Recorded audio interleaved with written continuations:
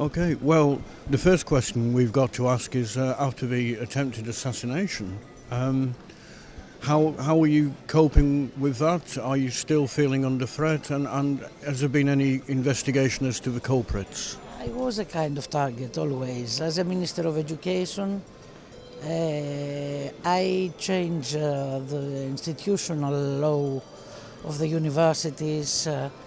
I was the first minister. I prepared a law about the quality assurance in Greece, evaluation. So there are groups inside the universities and other groups. They don't want to change anything. Leftist group, but very conservative. It was a threat. I was worried about my daughter. She was afraid, and my mother. She's old. But anyway, I don't want to stop to be in politics.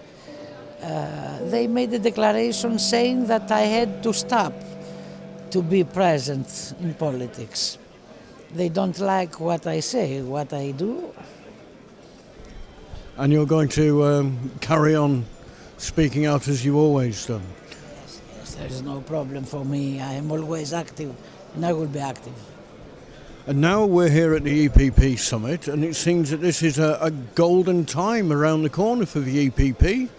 You're doing well in the party. You've got a good commission. Lisbon has finally got through. Surely there must be nothing stopping the EPP from carrying out its vision for the future of Europe. Yes, the EPP, first of all, is a very European party. The EPP comes from the years of 50. The EPP was created in 53. So it's a gold time for the EPP, but we have to profit to take a new contact with the citizens. The problem is that Europe is working. We are ready to applicate the Lisbon Treaty now, but what the citizens understand. The Commission, even in the past, tried, and the Parliament, to create a dialogue with the citizens, and especially with the young generation. We haven't a success. Many people didn't vote in the last election.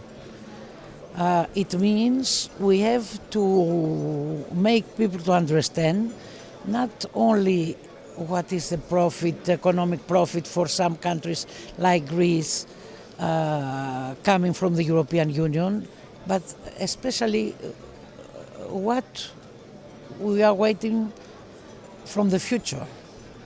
What we are ready to do for the future of the young generation, which is in a difficult time, in a difficult position. I think it's not only the unemployment, the illusions of sometimes the young generation has illusions. They think that everything could be easy. Nothing is easy now.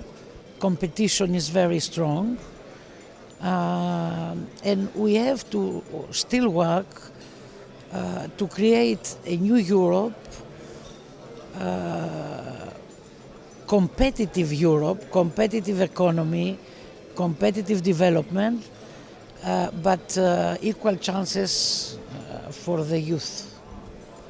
I think one other change that I think we're seeing now is what we call the new member states, particularly the ex-Soviet bloc countries.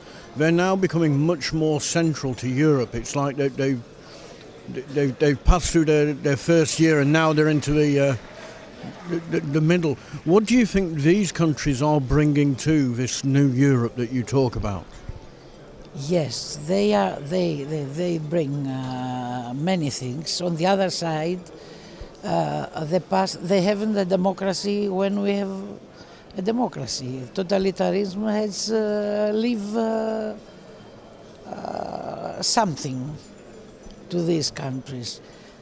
I don't think they're still afraid for an intervention or something. That was the reason, the political reason the 10 countries became members of the European Union so fast.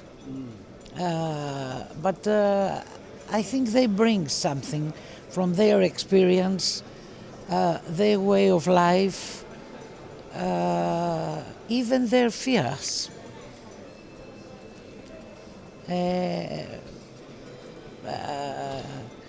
I think after some years the situation will be better. The mind of all the Europeans, Eastern and Western Europe, will have the same direction, same aims. I think it's positive, at least. It is positive. But there is one thing missing from this year's summit, which is, of course, the British Conservative Party, who have decided to walk away from this group at the moment of its greatest success. Are they missed? In the years of 80, I was member of the European Parliament also, and I was one of them. We work for the union of the European Conservative Party with the EPP. It was the time of Margaret Thatcher, but the European group, the Conservative group, was very European, strongly European.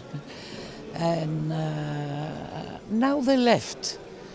I think we have to see in the future if we can create again a common group. But we have to agree in some key points, because the EPP party remain very European, in favor of an integrated Europe.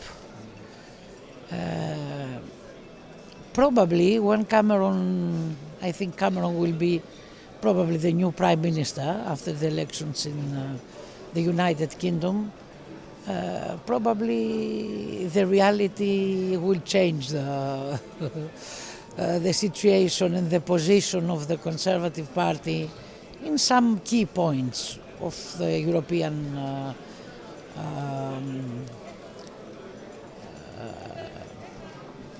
let's say the European challenges and the European future.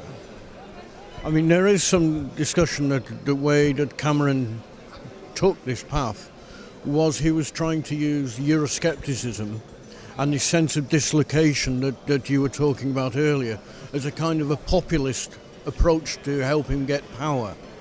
And there seems to be a growing group of Eurosceptics, not necessarily conservatives, but they're becoming more extreme, and we're now in a party that is in a parliament that's got more extreme MEPs than we've ever seen before, and some of them have views that are absolutely alarming.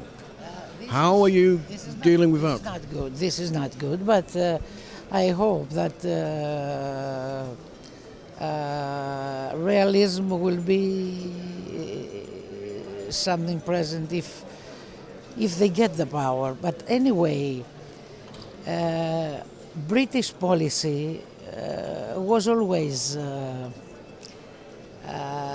different in some points.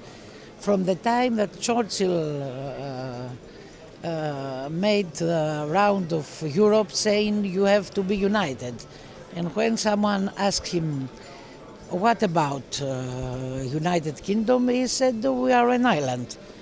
I talk about Europe. So I don't think the situation is the same, but anyway, Europe without countries like United Kingdom, France, Germany is not Europe. So we have to find ways to get better together, if it is possible.